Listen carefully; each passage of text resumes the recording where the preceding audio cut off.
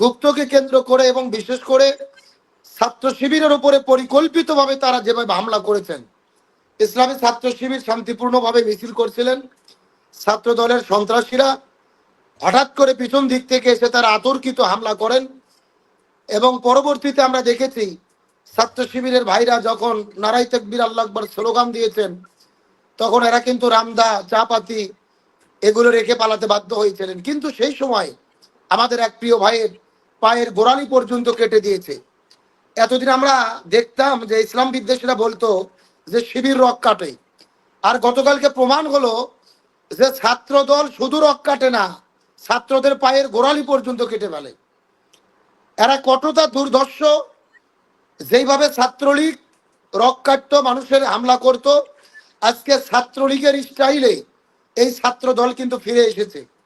সুতরাং রক কাটা ছাত্র শিবির না, ছাত্র দল রক কাটে, পায়ের গোড়ালি কাটে, গতকালকে এটার দ্বারা প্রমাণ হয়েছে। এবং সারা দেশে তারা যে গুপ্ত গুপ্ত জিকির শুরু করেছেন, আজকে তাদের একটু যদি লজ্জা শরম থাকতো এমন বক্তব্য দিত না। যাদের দলের প্রধান মাননীয় প্রধানমন্ত্রী তারেক রহমান, যিনি নিজে 17 বছর লন্ডনে মুসলেকা দিয়ে পালিয়ে গিয়ে গুপ্ত ছিলেন, স্বরাষ্ট্রমন্ত্রী সালাউদ্দিন আহমেদ সাহেব শিলংয়ে তিনি গুপ্ত ছিলেন, বিএনপির হাজারো নেতা কর্মী ধানের জমিতে লুকিয়েছিলেন, মির্জা ফখরুল ইসলাম আলমগীর সাহেব দাবি করেছেন। তাহলে যারা নিজেরা লন্ডনে পালিয়ে থাকে, যারা শিলংয়ে পালিয়ে থাকে, তাদের মুখে যখন আমরা গুপ্ত কথা শুনি, এটা সত্যই হাস্যকর এবং বড্ড বেমানান। ডাকসু জিএস যে S M Farhad coaching centre খুলতেছে ছাত্র দলের জন্য, ফ্রি কোচিং সেন্টার, তা হাতের লেখা শিখাবে। এবং আরেকজনে বলল যদি ফ্রি শিখানো হয় তাহলে তো ছাত্র দল আসবে না, সাথে কিছু সিঙ্গারা চার ব্যবস্থা রাখতে হবে, কারণ ছাত্র দল তো মিছিলে যা সিঙ্গারা চাপা। আমার ক্লাস 2 বাচ্চার লেখা আরো সুন্দর, লেখা আরো সুন্দর, খুব আসছি এটাই আসছে দেখানোর জন্য। কালকে যখন চট্টগ্রাম সিটি কলেজে এটা হয়েছে, ওইখানকার সভাপতি এটা ছবি তুলছে, এটা সুন্দর করে ছবি তুলে আপলোড দিচ্ছে। ছাত্ররা আরো খেপে গেছে যে শিবিরকে খাবানোর জন্য দিলাম, শিবির ওখানে সেলফি তুলে আপলোড দেয়। এই হচ্ছে মুসিবত। আমরা ছবি তোলার জন্য আসলে ছবি তোলার জন্য আমরা আর প্রথমে ছবি তুলবো। তো কালকে সেম কাহিনী হয়েছে, সকালবেলা রাতে ওরা আসছে, মানে গোপন ভাবে এসে সকালবেলা গিয়ে সিটি কলেজের ছেলেপেলে ছবি তুলতে গেছে, আমাদের শিবিরের ছেলেপেলে। ওরা খেপে গেছে, কিন্তু তোরা ছবি তুলবি কেন, এটা দিশে তোরা মারামারি করবে, এই জন্য মারামারি করলে না কেন, এই জন্য ওরা খেপে গেছে। ওই যে কলমগুলো বের করতে পারতেছে না, বড় বড় কলম, শেষ পর্যন্ত তারা বের করেই ছাড়ছে। তো এখন ঢাকা ইউনিভার্সিটি ওদেরকে আদৌ আছে কিনা এটা দেখতে হবে, থাকলে পরিণতি খারাপ হবে ছাত্রদের। গুপ্ত গুপ্ত এখন যদি ছাত্র শিবিরের কোচিং সেন্টারে বাংলা শিখে তাহলে চা এবং সিঙ্গারার ব্যবস্থা করতে। তো এস এম ফরহাদ রাজি হয়েছে যে চা এবং সিঙ্গারা ফ্রি খাওয়াবো, আর হাতের কলমটা যেন ছোট আনে, ওই রান্দা কুড়াল এগুলা যেন কলম না হয়, কলমটা যেন ছোট হয়। তাদেরকে বাংলা বানানের প্রশিক্ষণ দিবে। আর ছাত্র দলের মতন একটা এত বড় সংগঠন, বানাম 2 লাইনের ভিতরে 2টা শব্দই গুপ্ত এবং আরেকটা শব্দ, এই 2টা শব্দের ভিতরেই ভুল হয়েছে, ভুল লিখেছে ডাকসুর সামনে, যেটা হয়েছে আজকে। আবার রাজশাহী বিশ্ববিদ্যালয়ে লিখেছে। আমি আমাদের সম্মানিত অতিথি আব্দুল সালাম যুক্তিবাদীকে স্বাগত জানাচ্ছি। জি, আপনি কেমন আছেন আব্দুল সালাম যুক্তিবাদী ভাই? জি আলহামদুলিল্লাহ ভাইয়া, আপনি কেমন আছেন? আলহামদুলিল্লাহ আলহামদুলিল্লাহ আলহামদুলিল্লাহ 3বার বললাম, কারণ আপনাকে পেয়েছি, এটা তো আলহামদুলিল্লাহ বলার মতন। মানুষ টাকা খরচ কইরা শুনে চলে আসলাম। মানুষ তো টাকা খরচ কইরা গাড়ি পাঠাইয়া হাদিয়া দিয়া কোরমা পোলাও খাওয়াইয়া চা কফি খাওয়াইয়া আপনারে নিতে পারে না, আর আমি ফ্রিতে পাই আলহামদুলিল্লাহ। আমি 3বার বলবো না, আমি তো এক কাপ চাও জীবনে খাওয়াইতে পারলাম না। ইনশাআল্লাহ নেক্সট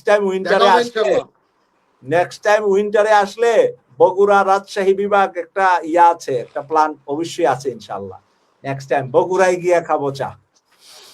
তো আব্দুল সালাম যুক্তিবাদী, আজকের যে হেডলাইনটা, রাজাকারে শেষ আওয়ামী লীগ, গুপ্ততে শেষ হবে বিএনপি, জনতার কথা অনুষ্ঠান, কথাটা লিখেছে আমাদের ডক্টর ফয়জুল হক, ঝালকাঠি 1 আসনের এমপি নির্বাচন করেছিলেন। উনি ওনার ফেসবুক আইডিতে লিখেছেন এই কথাটা, যে আওয়ামী লীগ গেছে রাজাকার শব্দে আর বিএনপি যাবে গুপ্ত শব্দে। এখানে আরো দু একটা বিষয় আজকে গুরুত্বপূর্ণ আছে, এই গুপ্তর বিষয়ে আর কি কথাগুলা। আমি একটু একটা কথা তুলে ধরি। হেমায়েত উদ্দিন মিশন ভাই লন্ডন থেকে, উনি আমার খুব বন্ধু মানুষ এবং উনি মিডিয়া ব্যক্তিত্ব। উনি লিখেছে, রাষ্ট্রপতি চুপ্পু শপথে বহাল রইল, খলিলুর রহমান পররাষ্ট্র মন্ত্রী হয়ে গেল, জাহেদুর রহমান ও সাইদ আব্দুল্লাহ উপদেষ্টা হয়ে গেল, সুবর্ণ ঠাকুর ও ফাহমিদা হক মহিলা এমপি হয়ে গেল, তারপরেও নাকি জামাত গুপ্ত, এই এই এই পয়েন্টের উপর আপনি কথা বলবেন। আসসালামু আলাইকুম রহমতুল্লাহ। সুপ্রিয় দর্শক, সোশ্যাল মিডিয়ার ট্রেন্ডিং ইস্যু এখন গুপ্ত।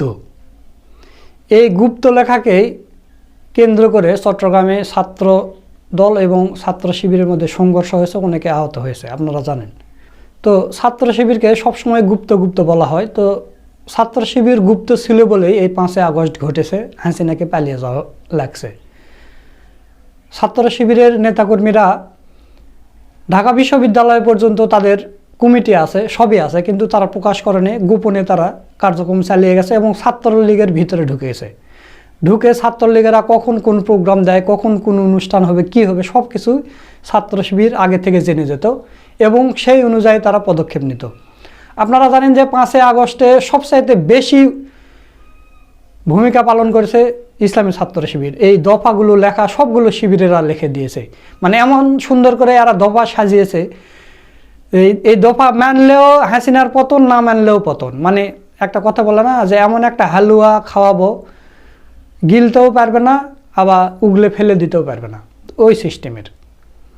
যখন বাংলাদেশে ইন্টারনেট ছিল না, ইন্টারনেট বন্ধ করে দেওয়া হয়েছে, তারপরও কিন্তু শিবিরেরা এই দফাগুলো লেখে এরা প্রিন্ট করে নিজস্ব খরচে লোকজন দিয়ে পত্রিকা অফিসে পৌঁছে দিয়েছে, যেহেতু ইন্টারনেট ছিল না। তো 5ই আগস্ট ঘটানোর জন্য শিবির এত কিছু করলো, এখন এসে শিবিরকে গুপ্ত গুপ্ত বলা হয়। তো যেহেতু সোশ্যাল মিডিয়া এখন ট্রেন্ডিং ইস্যু গুপ্ত, তো এই গুপ্ত নিয়ে একটা অসাধারণ টকশোর আয়োজন করেছে লন্ডন থেকে সৈয়দ মাসুক ভাই। সেখানে অতিথি হিসেবে উপস্থিত ছিলেন আমাদের বগুড়ার সাহসী ইসলাম স্কলার মাওলানা আব্দুল সালাম যুক্তিবাদী ভাই। তো সেখানে তিনি অসাধারণ কিছু বক্তব্য দিয়েছে, যা ভিডিওর শুরুতে আপনারা সামান্য অংশ শুনলেন। তো দর্শক, এখন আপনাদের পুরো ভিডিওটা দেখাবো। আপনাদের প্রতি অনুরোধ রইল আপনারা পুরো ভিডিওটা দেখে যাবেন এবং এই ভিডিও সম্পর্কে আপনাদের কোনো মতামত থাকলে অবশ্যই দিয়ে যাবেন। তো চলুন আমরা ভিডিওটা দেখে আসি। জি ধন্যবাদ প্রিয় ভাই। আসসালামু আলাইকুম রহমতুল্লাহ। আলহামদুলিল্লাহ রাব্বিল আলামিন, আসসালাতু ওয়াসসালামু আলা সাইয়্যিদিল মুরসালিন ওয়া আলা আলিহি ওয়া সাহবিহি আজমাইন। কেটিভি 24 আজকের এই চমৎকার প্রোগ্রাম যারা যেখান থেকে দেখছেন, সকলকে আন্তরিক শুভেচ্ছা এবং অভিনন্দন। আজকে হঠাৎ করে এই প্রোগ্রামে আসলাম, যদিও মাসুক ভাই অনেকদিনই বলে আমাকে আসার জন্য। আজকে প্রোগ্রামে যুক্ত হওয়ার পরই আসলে ঢুকে পড়লাম যে সারা দেশে যেভাবে গুপ্ত গুপ্ত জিকির শুরু হয়েছে এবং বিশেষ করে আজকে সংসদ ভবনে পর্যন্ত আমরা দেখলাম যেই জাতীয় সংসদে প্রতি মিনিটে 2 লক্ষ টাকা খরচ হয়, সেই সংসদে দাঁড়িয়ে বিএনপির এক এমপি এই রাজাকার আর গুপ্ত নিয়ে বক্তব্য দিচ্ছেন এবং বিরোধী দল এটার বিরোধিতা করেছেন। সংসদ উত্তপ্ত। আজকে অত্যন্ত আমরা ব্যথিত এবং আমাদের জন্য হতাশার বিষয় এটাই, যেই সময় তামাম বাংলাদেশে পাম্পগুলোতে তেল নেই, বাড়িতে বিদ্যুৎ নেই, 24 ঘন্টায় 18 ঘন্টা বিদ্যুৎ নেই, দ্রব্যমূল্যের ঊর্ধ্বগতি, মানুষ আছে বিপদে, সেই সময় বিএনপি নতুন করে গুপ্ত শব্দের আমদানি করে আজকে জাতিকে বিভ্রান্ত করার চেষ্টা করছেন। গতকালকে চট্টগ্রামে সরকারি সিটি কলেজে আমরা যে বিষয়টি দেখেছি, গুপ্তকে কেন্দ্র করে এবং বিশেষ করে ছাত্র শিবিরের উপরে পরিকল্পিতভাবে তারা যেভাবে হামলা করেছেন। ইসলামী ছাত্র শিবির শান্তিপূর্ণভাবে মিছিল করছিলেন, ছাত্র দলের সন্ত্রাসীরা হঠাৎ করে পিছন দিক থেকে এসে তারা আতর্কিত হামলা করেন এবং পরবর্তীতে আমরা দেখেছি ছাত্র শিবিরের ভাইরা যখন নারাই তাকবীর আল্লাহু আকবার স্লোগান দিয়েছেন, তখন এরা কিন্তু রামদা, চাপাতি এগুলো রেখে পালাতে বাধ্য হয়েছিলেন। কিন্তু সেই সময় আমাদের এক প্রিয় ভাইয়ের পায়ের গোড়ালি পর্যন্ত কেটে দিয়েছে। এতদিন আমরা দেখতাম যে ইসলাম বিদ্বেষীরা বলতো যে শিবির রক কাটে, আর গতকালকে প্রমাণ হলো যে ছাত্র দল শুধু রক কাটে না, ছাত্রদের পায়ের গোড়ালি পর্যন্ত কেটে ফেলে। এরা কতটা দুর্ধর্ষ, যেইভাবে ছাত্রলীগ রক কাটত, মানুষের হামলা করত, আজকে ছাত্রলীগের স্টাইলে এই ছাত্র দল কিন্তু ফিরে এসেছে। সুতরাং রক কাটা ছাত্র শিবির না, ছাত্র দল রক কাটে, পায়ের গোড়ালি কাটে, গতকাল কেটের দ্বারা প্রমাণ হয়েছে। এবং সারা দেশে তারা যে গুপ্ত গুপ্ত জিকির শুরু করেছেন, আজকে তাদের একটু যদি লজ্জা শরম থাকতো এমন বক্তব্য দিত না। যাদের দলের প্রধান মাননীয় প্রধানমন্ত্রী তারেক রহমান, যিনি নিজে 17 বছর লন্ডনে মুসলেকা দিয়ে পালিয়ে গিয়ে গুপ্ত ছিলেন, স্বরাষ্ট্রমন্ত্রী সালাউদ্দিন আহমেদ সাহেব শিলংয়ে তিনি গুপ্ত ছিলেন, বিএনপির হাজারো নেতা কর্মী ধানের জমিতে লুকিয়েছিলেন, মির্জা ফখরুল ইসলাম আলমগীর সাহেব দাবি করেছেন। তাহলে যারা নিজেরা লন্ডনে পালিয়ে থাকে, যারা শিলংয়ে পালিয়ে থাকে, তাদের মুখে যখন আমরা গুপ্ত কথা শুনি, এটা সত্যই হাস্যকর এবং বড্ড বেমানান। এটা জাতির সঙ্গে তামাশা করা। আজকে আমাদের বগুড়ে একটা কথা আছে, যে যে সূচ দিয়ে কাপড় সেলাই করতে হয়, সূচের পেছনে ফাঁকা থাকে, ওই ভেতর দিয়ে সুতার দিয়ে কাপড় সেলাই করে।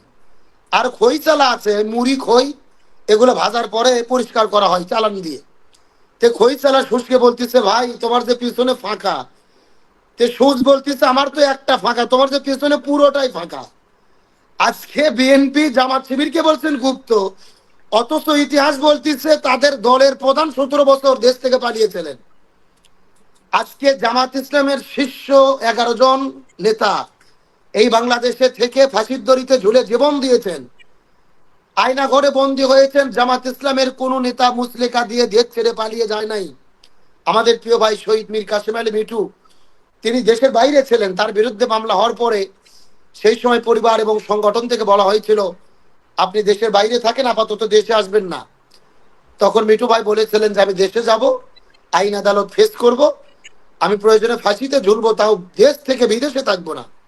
কোরআনের পাখি শহীদ আল্লামা দিলওয়ার হোসেন সাইদ রহিমাহুল্লাহকে জেলে বন্দি করার পরে সরকারের পক্ষ থেকে প্রস্তাব দেওয়া হয়েছিল যে আপনি জামাত ইসলামকে ছেড়ে দেন, আপনি সম্মানিত ব্যক্তি, তাফসীর করেন, আপনি সম্মান নিয়ে থাকেন, আপনাকে রাজাকারের মামলা দেব না, শুধু জামাতকে ছেড়ে দেন। জামাত ইসলামের নেতৃবৃন্দু আস্তে আস্তে ফাঁসির দড়িতে ঝুলে জীবন দিয়েছে, তারপর স্বৈরাচার হাসিনার কাছে মাথা নত করেনি। ইসলামী ছাত্র শিবিরের কোনো ভাই, কোনো নেতা দেশ ছেড়ে পালিয়ে যায়নি। সুতরাং যারা নিজেরা মুসলেকা দিয়ে দেশের বাইরে থাকে, তাদের মুখে গুপ্ত কথা শুনলে এটা আমাদের কাছে অবশ্যই হাস্যকর আর তামাশা ছাড়া আর এটা কিছুই হতে পারে না। আজকে ইসলামী ছাত্র শিবিরের ভাইদের জন্য বড়ই হতভাগা। তারা আজকে রাজনীতি করছেন যাদের সাথে, আসলে তারা তো ছাত্র না, সব অছাত্র, যাদেরকে বলা হয় আদু ভাই। কারো বয়স 40 বছর, কারো বয়স 35 বছর। ছাত্র শিবিরের ভাইরা যারা দায়িত্বশীল, তাদের বয়স সর্বোচ্চ 25 বছর, 28 বছর, পড়াশোনা শেষ, দায়িত্ব শেষ। আর ছাত্র দলের নেতাদের দিকে লক্ষ্য করেন, 40-45 বছর বয়স, দাড়ি চুল পেকে গেছে, শুধুমাত্র পথ ছাড়বে না এই জন্য তারা থেকে যায় দলে। তাহলে যারা ছাত্র না, অছাত্র আদু ভাই, তাদের সঙ্গে আজকে ইসলামী ছাত্র শিবিরের ভাইদের রাজনীতি করতে হচ্ছে। আর এই সমস্ত যারা জাহেল মূর্খ, এদেরকে টিকেল দিতে গিয়েই আজকে এই সমস্ত বিশৃঙ্খলা তৈরি হচ্ছে। আমরা নতুন রূপে দেখতে পাচ্ছি, যেই রকম ভাবে ছাত্রলীগ সন্ত্রাসী কায়দায় এই দেশে ফ্যাসিবাদ কায়েম করেছিলেন এবং হাসিনা পালিয়ে যাওয়ার আগে বক্তব্য দিয়েছিলেন ছাত্রলীগের সন্ত্রাসীরা যে আওয়ামী লীগ সরকার টিকে রাখার জন্য ছাত্রলীগই যথেষ্ট, ওবায়দুল কাদের সাহেবও বলেছিলেন। আজকে সেই ছাত্রলীগ ঢাকা বিশ্ববিদ্যালয়ে হামলা করার পরেই কিন্তু ছাত্র সমাজ ফুঁসে ওঠে। সুতরাং আমি মনে করি আপনি ডক্টর ফয়জুল হক ভাইয়ের যে কথাকে সামনে নিয়ে এসেছেন, ওই একই রকম ছাত্রলীগের যেই রকম আস্ফালনের কারণে আওয়ামী লীগ বিদায় হয়েছে, আজকেও তারেক রহমান মাননীয় প্রধানমন্ত্রী যদি ছাত্র দলকে না থামায়, এদের আস্ফালন সন্ত্রাসী যদি এই সমস্ত বিশ্ববিদ্যালয়গুলোতে চাঁদাবাজি, রাহাজানি আর এই পায়ের গোড়ালি কাটা, রক কাটা এগুলো যদি চালিয়ে যায়, এই ছাত্র দলের কারণেই বিএনপির পতন অতি দ্রুত হবে বলে আমি মনে করি। এবং রাজাকার ডায়লগ দিয়ে আওয়ামী লীগ পালিয়ে গেছেন, আর এই গুপ্ত ডায়লগই বিএনপির জন্য কাল হয়ে দাঁড়াবে। এই গুপ্ত শব্দই তাদের জন্য কাল হয়ে দাঁড়াবে। আপনারা কাদেরকে গুপ্ত বলছেন? যে বিএনপি গত অন্তর্বর্তীকালীন সরকারের সময় খলিলুর রহমান সাহেব যখন উপদেষ্টা হলেন, তখন বিএনপির সব নেতাকে তার শরীরে চুলকানি, যে নাকি উপদেষ্টা মানা যাবে না, ইনি আমেরিকার দালাল, ইউনুসের দালাল, জামাতের এজেন্ট। আবার পরবর্তীতে আমরা দেখলাম সেই খলিলুর রহমান সাহেবকে ওনারা পররাষ্ট্রমন্ত্রী বানালেন। কি বোঝা যায় কারা গুপ্ত? আবার এইদিকে অ্যাটর্নি জেনারেল ছিলেন, অ্যাটর্নি জেনারেল অ্যাটর্নি জেনারেলকে, যেটাই বলছে, অ্যাটর্নি জেনারেলকে নিয়ে এসে আইন মন্ত্রী বানিয়ে দিলেন। কারা গুপ্ত? আর আপনারা বলেন ডক্টর ইউনূস সরকার নাকি জামাত ইসলামের পক্ষে কাজ করেছেন। ডক্টর ইউনূস সরকার যদি জামাত ইসলামের পক্ষে কাজ করত, আপনারা ইঞ্জিনিয়ারিং করে ক্ষমতায় আসতে পারতেন না। আমি একটু আগে আরেকটা প্রোগ্রামে ছিলাম, বিএনপির এক নেতা বললেন যে খলিলুর রহমান সাহেবকে মন্ত্রী বানানো হয়েছে তার মূল্যায়ন করার জন্য। কি মূল্যায়ন? তার মানে ইঞ্জিনিয়ারিং করার মাস্টার মাইন্ড ছিলেন খলিলুর রহমান। এবং রিজওয়ানা হাসানা যে সাক্ষাৎকার দিয়েছেন যে আমরা জামাত ইসলাম ইসলামপন্থীদেরকে মেইন স্ট্রিমে আসতে দেয়নি, মানে ক্ষমতায় যেতে দেয়নি, তার মানে সরকারের কিছু কিছু উপদেষ্টারা পরিকল্পিতভাবে বিএনপির পক্ষে গুপ্ত হয়ে কাজ করেছেন। আজকে সব গুপ্ত আপনাদের পক্ষে। আবার এই যে আজকে যে বিষয়টি উত্থাপন করলেন, গতকাল আমরা দেখলাম সেই গোপালগঞ্জের সুবর্ণা ঠাকুর, মনে হয় একটা ভদ্র মহিলা, উনি হলেন আওয়ামী লীগের নেত্রী, যিনি বক্তব্যে বলছেন যে 52 বছর ধরে আমি আওয়ামী লীগের সেবা করে যাচ্ছি, শেখ হাসিনার হাতকে শক্তিশালী করছি 52 বছর ধরে, আপনারা নৌকা মার্কায় ভোট দেবেন। আজকে বিএনপির অধপতন কত নিচে যে তারা বিএনপি করা কোনো নেত্রীকে খুঁজে পায়নি, আওয়ামী লীগ করা নেত্রীকে নিয়ে এসে তাদের এমপি বানাতে হচ্ছে। একটা দল কতটা দেউলিয়া হলে এমন কাজ করতে পারে? মাননীয় প্রধানমন্ত্রী তারেক রহমান সাহেব দেশে ফিরে বলেছিলেন যে আই হ্যাভ এ প্ল্যান, আমার একটা প্ল্যান আছে। এখন সেই প্ল্যানেরই এটা অংশ কিনা যে ভারতের দাদা বাবুদের খুশি করার জন্য, আওয়ামী লীগদের খুশি রাখার জন্য এমন কাজ? একটা রহস্যময় বিষয় কিন্তু আমরা দেখছি। ডক্টর ইউনূসের আমলে মাসে সপ্তাহে কিন্তু আমরা দেখতাম আওয়ামী লীগ মাঠে নামতো, মিছিল করতো। বিএনপি ক্ষমতায় আসার পরে কিন্তু ওনাদের টু শব্দ নাই। এমনকি বিএনপি আওয়ামী লীগকে আইনগতভাবে নিষিদ্ধ করেছে, সংসদে আইন করে নিষিদ্ধ করলেন আওয়ামী লীগকে, তারপরেও আওয়ামী লীগ কোনো কথা বলছেন না। তার মানে ওদের তলে তলে যে একটা বুঝ পরামর্শ হয়েছে, বোঝাপড়া, তলে তলে গুপ্ত যে মিলে গেছে, এটা কিন্তু বোঝা যায়। সুতরাং নিজেরা গুপ্ত গুপ্তের কাজ করবেন, আর জামাত ইসলাম, ইসলামী ছাত্র শিবিরকে আপনারা গুপ্ত বলে ট্যাগ দেবেন। এই সমস্ত ট্যাগ দিয়ে আর কোনো কাজ করা যাবে না। জি ভাইয়া, শুক্রিয়া আবার সুযোগ দেওয়ার জন্য। গুপ্ত আর একটা খুঁজে পাওয়া গিয়েছে 2 দিন আগে ভাইয়া, ওই যে তৃতীয় মাত্রার সাংবাদিক জিলুর রহমান সাহেব, যিনি নিজেকে নিরপেক্ষ দাবি করতেন, আমরা দেখলাম ওনার স্ত্রীকেও বিএনপি মনোনয়ন দিয়েছেন এমপি করার জন্য। সারা জীবন যিনি নিজেকে সুশীল দাবি করলেন এবং নিজেকে নিরপেক্ষ বলে দাবি করলেন, শেষ পর্যন্ত এসে তৃতীয় মাত্রার জিল্লুর রহমান সাহেব ওনার স্ত্রীকে পাঠিয়ে দিলেন সংসদে এমপি হওয়ার জন্য এবং বিএনপি মনোনয়ন দিয়েছেন। তাহলে বোঝা যাচ্ছে এখানে গুপ্ত জিল্লুর রহমান সাহেবের স্ত্রী, গুপ্ত খলিলুর রহমান সাহেব, গুপ্ত রিজওয়ানা হাসানা, গুপ্ত অ্যাটর্নি জেনারেল। সুতরাং জামাত ইসলামকে গুপ্ত বলে মূলত ওরা নিজেরা যে গুপ্ত, এটাকে ঢাকার চেষ্টা করছেন। আর দ্বিতীয় আমি যে বিষয়টি বলতে চাই, এই বিষয়টিকে নিয়ে আজকে ছাত্র শিবিরের ভাইদের ব্যাপারে যে সমস্ত বিষয় বলা হয়, আমরা গত 17 বছরে আওয়ামী জাহিলিয়াতের কথা জানি, কিভাবে অন্যায় অত্যাচার এই দেশে হয়েছে। এবং বিশেষ করে ছাত্র শিবির, শিবির ট্যাগ দিয়ে এই বাংলাদেশে আমরা দেখেছি ক্রস ফায়ার জাহিদ ছিলেন, শিবির ট্যাগ দিয়ে ছাত্র শিবিরকে মেরে ফেলা জাহিদ ছিল। আমরা দেখেছি আপনার ফাহাদকে পিটিয়ে পিটিয়ে হত্যা করেছেন শিবির ট্যাগ দিয়ে। এমনকি সেই হিন্দু ছেলে বিশ্বজিতের কথা আমরা ভুলে যাইনি, যে নিজে বারবার বলছিলেন আমি হিন্দু, আমি শিবির নই। তারপরও তারা বলেছিল যে তুমি হিন্দু শাখার শিবিরের সভাপতি। এই বলে একটা হিন্দুকেও শিবির ট্যাগ দিয়ে এই বাংলাদেশে হত্যা করা হয়েছে।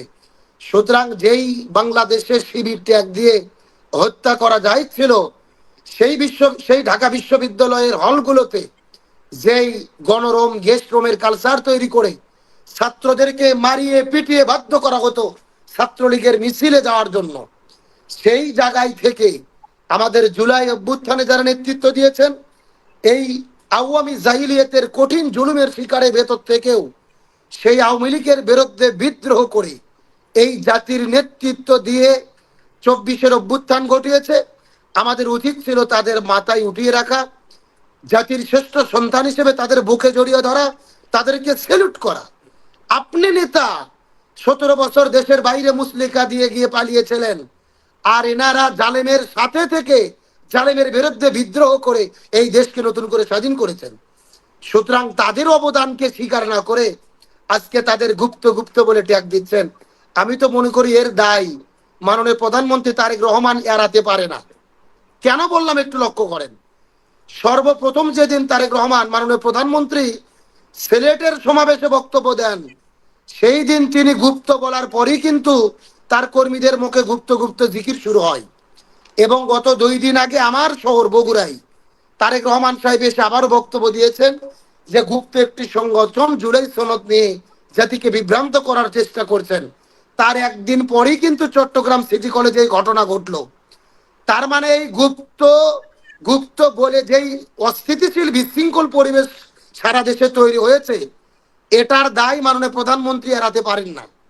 আমাদের দেশে একটা কথা আছে, ছাত্র ভালো, শিক্ষক ভালো হলে ছাত্র ভালো হয়, পীর ভালো হলে তার মুরিদ ভালো হয়, আর দলের প্রধানের যদি ভাষা ভালো হয় দলের কর্মীদের ভাষা ভালো হয়। আমি বিশ্বাস করি তারেক রহমান সাহেব এই গুপ্ত গুপ্ত জিকির যদি না সূচনা করতেন, আজকে বর্তমানে এই পরিবেশ পরিস্থিতি এই বাংলাদেশে তৈরি হতো না। গত 17 বছর আমরা দেখেছি ওই ফ্যাসিস্ট আওয়ামী স্বৈরাচার হাসিনের মুখের যে মুখ চ্যাপলানি ভাষা এবং তার যে অকট্য ভাষা ফাজলামি, তার যে বক্তব্য, ওবায়দুল কাদেরের যে বক্তব্য খেলা হবে, ওই বড় বড় নেতাদের বক্তব্যের কারণেই এই ছাত্রলীগেরা নষ্ট হয়েছিল। আর আজকেও আমাদের বাংলাদেশে এই প্রধানমন্ত্রী আর বড় বড় নেতাদের এই সমস্ত উস্কানি এবং বিশেষ করে আজকে জাতীয় সংসদে দাঁড়িয়ে যে এমপিরা এই গুপ্ত শব্দ ব্যবহার করেছে, আমি তো বিশ্বাস করি মাননীয় স্পিকারের এই শব্দ আজকে স্পন্স করা দরকার ছিল, এই ব্যাপারে পদক্ষেপ নেওয়া দরকার ছিল। আজকে বড় বড় নেতারা যখন কর্মীদের উস্কে দেবেন তখনই কিন্তু বিশৃঙ্খল পরিবেশ তৈরি হবে।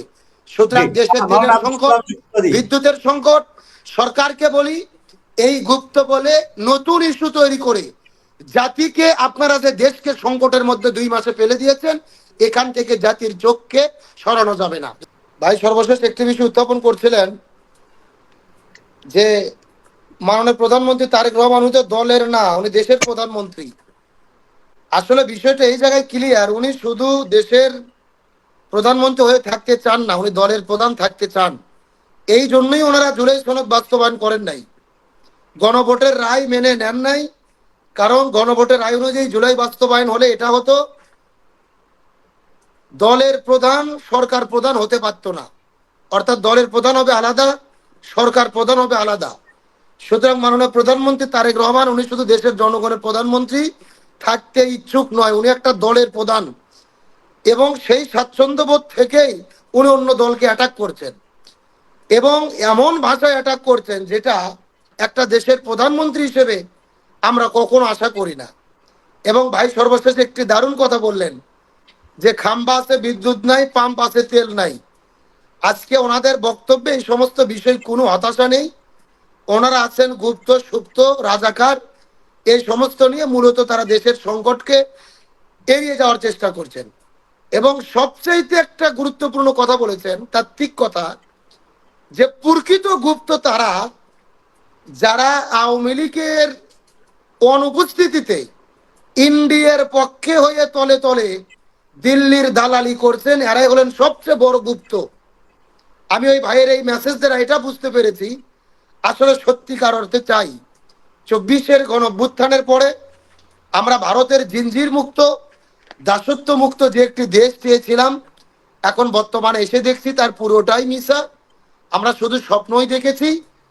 বিএনপি ক্ষমতায় আসার পরে আমরা দেখছি যে লাউ সেই কদু, অর্থাৎ আগে যেমন ছিল ভারতের দাসত্ব গোলামীর রাজত্ব এখন একই রকম চলছে। যেমনটি আমরা দেখলাম যে আমার দেশের প্রধানমন্ত্রী তিনি নাকি সর্বপ্রথম ইন্ডিয়া সফরে যাবেন, পররাষ্ট্রমন্ত্রী মাঝে মধ্যেই দিল্লিতে যাচ্ছেন।